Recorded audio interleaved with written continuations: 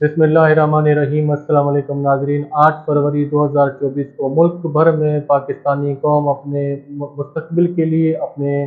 सियासी नुमाइंदगी के लिए, अपने मुल्क की नुमाइंदगी के लिए चुनाव के लिए निकली और कौम ने वोट दिया। उसके बाद एक अजीब परसेप्शन, एक अजीब जो इलेक्शन में धांधली के हवाले से जिस तरीके से जो एहतजाजें चल रही हैं, जो पार्टियों के तहफ़्फ़ुज़ात थे, सियासी हलकों में जो तहफ़्फ़ुज़ात थे, तो उसमें पूरे मुल्क के अंदर जितने भी पॉलिटिकल जमातें थी, तहरीक इंसाफ, जीडीए और बलोच अवाम national party, ANP, Jamaat Islami, तमाम सियासी जमातों को इस इलेक्शन पर तहफ़्फ़ुज़ात थे और इस इलेक्शन में धांधली के जो इल्ज़ामात लगाए जा रहे थे। तो उसके बाद फार्म 45 जो है, एक पोलिंग से जो रिज़ल्ट बनती है, उस रिज़ल्ट के ऊपर तमाम पोलिंग एजेंट्स के दस्तखत होते हैं, जो पोलिंग ऑफिसर होता है उनके दस्तखत होते हैं। तो हर हलके में हर पोलिंग से जो रिज़ल्ट निकलती है वो जो फार्म 45 के तहत निकलती है, और तमाम सियासी जमातें जो पाबंद थी और जिनको बाकायदा एक ताकीद की जाती थी इलेक्शन कमीशन की जानिब से कि फार्म 45 को अपना लाजमी हासिल करें। तो मुल्क भर में तमाम सियासी जमातों ने अपने फार्म 45 हासिल किए होंगे और हासिल किए भी हैं। इसमें तहरीक इंसाफ ने भी अपने फार्म 45 हासिल किए, लेकिन उसके बाद जो इलेक्शन में एक धांधली का रुझान चला, एक धांधली के जो इल्ज़ामात लगाए गए, उसके बाद और कमिश्नर रावलपिंडी ने जो एतराफ़ जुर्म किया, उसके बाद एक जो कारखाना मुबीना तौर पर बैलेट पेपर्स की छपाई जहाँ पे जो है ना की जा रही थी लाहौर के अंदर, वो भी पकड़ा गया। तो उसके बाद जो इलेक्शन जिस तरीके से मुतनाज़ा थे, जो सियासी जमातें इलेक्शन के खिलाफ बाहर निकल रही थी, तो उसमें सबसे बड़ा जो प्रोटेस्ट हमें देखने को मिला वो जीडीए की तरफ से मिला, पाकिस्तान तहरीक इंसाफ की तरफ से मिला। लेकिन उस पर कोई भी किसी भी किस्म का जो है ना कोई सोमोटो भी नहीं है, कोई उस पर नोटिस नहीं है कि इतना बड़ा एलिगेशन लगा और इतना अहम दस्तावेज़ात जो है ना वो सियासी जमातों के पास मौजूद है। सियासी जमात कह रहे हैं कि आएँ देखें, और ये हमारे पास दरखास्तें हैं। फार्म 45 के तहत हमारे साथ जो है ना नाइंसाफ़ी की गई, हमारी जीती हुई सीटें हराई गई। लेकिन इसमें एक और चीज़ भी जो हमने तमाम इलाकों में देखा है कि एक जो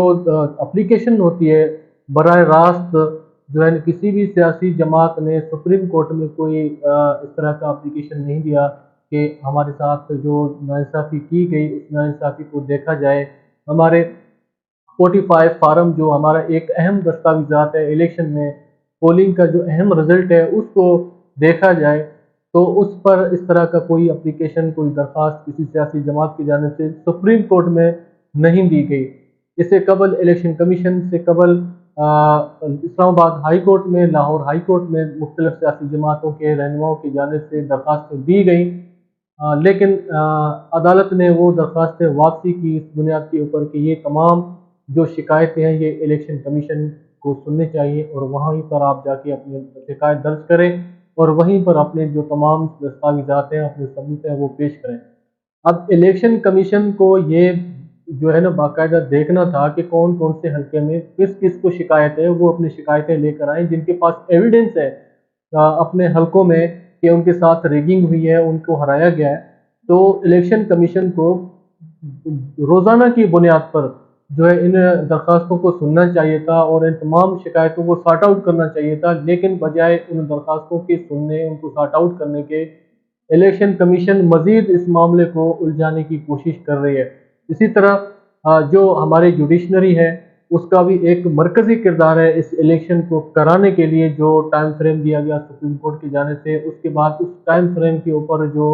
इलेक्शन का इनेकाद है, ये जो वो करने के लिए इलेक्शन कमीशन पाबंद और बॉन्ड हो गई। उसके बाद आरओज़ जिस तरीके से इलेक्शन कमीशन की जानिब से तैनात किए गए, उनके तैनाती के खिलाफ जो दरखास्तें सियासी जमातों के जानिब से सुप्रीम कोर्ट में दाखिल, हाई कोर्ट्स में दाखिल की गई, तो सुप्रीम कोर्ट ने उन दरखास्तों के खिलाफ फैसला देते हुए जो इलेक्शन कमीशन ने आरओ मुकर्रर किए, उन्हीं आरओ को काम करने के और उनको काम जारी रखने की हिदायत कर दी, और जो पटिशनर वकील था उसको सुप्रीम कोर्ट के जानिब से जुर्माना करके उस केस को खारिज कर दिया गया।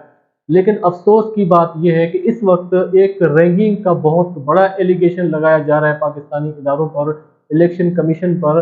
اور خود کمشنر راولپنڈی جو ہے اس پر بہت ایک اہم جو ثبوت ہے وہ خود اپنے منہ سے اقرار کر رہا ہے کہ یہ سارا کچھ میں نے کیا ہے۔ لیکن اس کے بعد بھی جو ہے نا ہمارے جو آئینی ادارے جیسے الیکشن کمیشن ہے اور جوڈیشنری ہے بالکل خاموش ہے، بالکل خاموش ہے۔ اب اس کے بعد ایک اور جو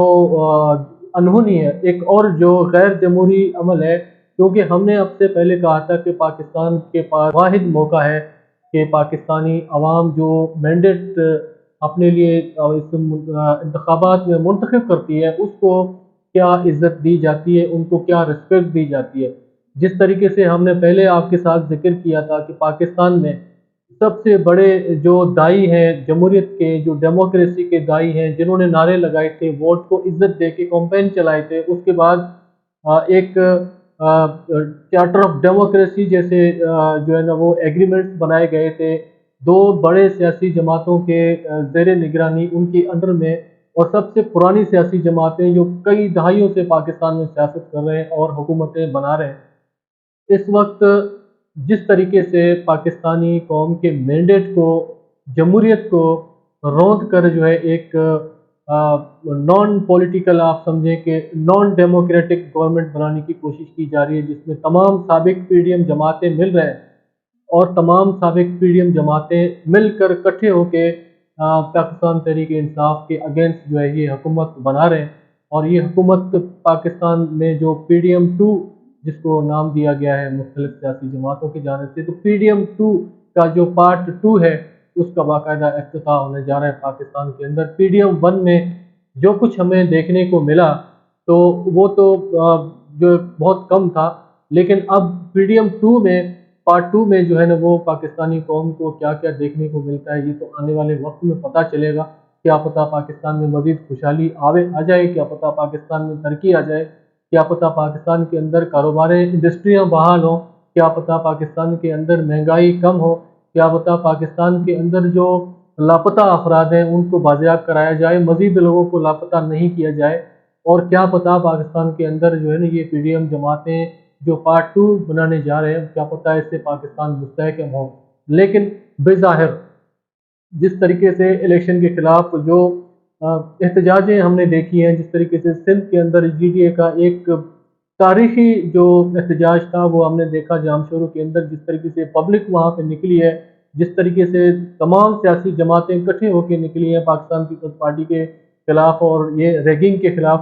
اسی طرح بلوچستان میں ہم نے دیکھا، بلوچستان کے بہت سارے ایسے علاقے تھے جہاں پر جو بلوچستان عوامی پارٹی نے احتجاج کیا، مختلف سیاسی جماعتوں نے احتجاج کیے، لیکن ان کو میڈیا کوریج نہیں ملا، تو وہاں پر بھی بھرپور طریقے سے جو ہے نا وہ احتجاج کی گئی، ایک تاریخی احتجاج کیے گئے۔ اسی طرح پاکستان تحریک انصاف جو کہ ایک محدود لمیٹڈ جو ہے نا وہ پروٹیسٹ انہوں نے بھی کی، سب سے بڑا جو الارمنگ ہے وہ جی ڈی اے نے جس طریقے سے کیا ملک کے اندر، اور پیر پگاڑا نے جس طریقے سے خطاب کی، اس کے بعد اے این پی کے جو رہنما خطاب کر رہے ہیں، بلوچستان عوام پارٹی کے رہنما جس طریقے سے خطاب کر رہے ہیں،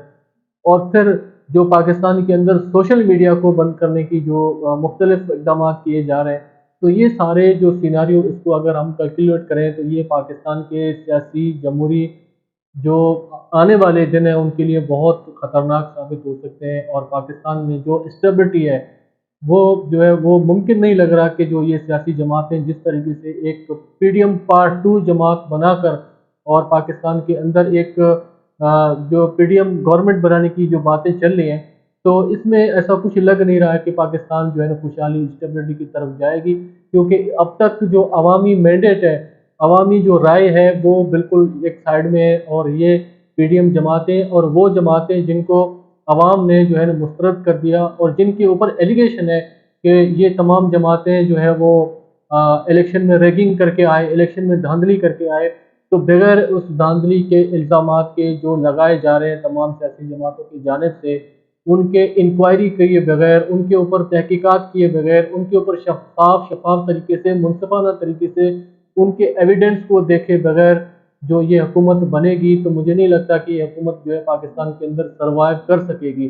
اور مجھے نہیں لگتا کہ یہ جس طریقے سے گزشتہ روز جو پاکستان مسلم لیگ نون کے رہنماؤں کے ساتھ ایک فیملی نے جو کیا، تو یہ جو سلسلہ جس طریقے سے عوام خود جب احتساب کرنے پہ اتر رہی ہے، یہ بہت الارمنگ ہے اور ایسا نہیں ہونا چاہیے۔ جو معزز ہمارے سیاسی لیڈران ہیں، سیاسی رہنما ہیں، تو ان کو ذرا ہوش کے ناخن لینے چاہیے، ان کو سوچنا چاہیے کہ اس گورنمنٹ بننے کے بعد عوامی رائے کو مسترد کرنے کے بعد انہوں نے اسی عوام کے درمیان رہنا ہے اور اسی عوام کے درمیان جینا ہے، مرنا ہے۔ تو اب ان کو سوچنا چاہیے۔ لیکن پاکستان کا جو قوم ہے اب وہ پرانی قوم نہیں رہی۔ پاکستان کی عوام جو ہے وہ بدل چکی ہے، ان کی جو رائے ہیں وہ بدل چکے ہیں، عوام کی جو سوچ ہے وہ بدل چکی ہے۔ اب ان سوچ کو جو ہے کسی بھی طریقے سے تبدیل نہیں کیا جا سکتا، اس سوچ کو بدل نہیں دیا جا سکتا۔ پاکستان کے نوجوانوں نے جس طریقے سے جس جذبے کے ساتھ اپنا ووٹ دیا، اور آج وہ نوجوان اپنے اس جمہوری حق کو جس طریقے سے پامال ہوتے ہوئے دیکھ رہے ہیں، اور جس طریقے سے اپنے جو رائے ہے، اپنی جو ووٹ ہے، اس کی بے توقیری، اس کی بے حرمتی کو دیکھ رہے ہیں، تو یہ آنے والے دنوں کے بعد جو ہے یہ ممکن ہے کہ پاکستان کی سیاسی حالات کے لیے بڑے خطرناک صورتحال جنم دے سکتے ہیں۔ بہرحال دیکھتے ہیں کہ کیا ہوتا ہے آنے والے دنوں میں۔ جو بھی ہوگا آپ کے ساتھ شیئر کرتے رہیں گے۔ تب تک اجازت دیجیے، اللہ نے کے مان۔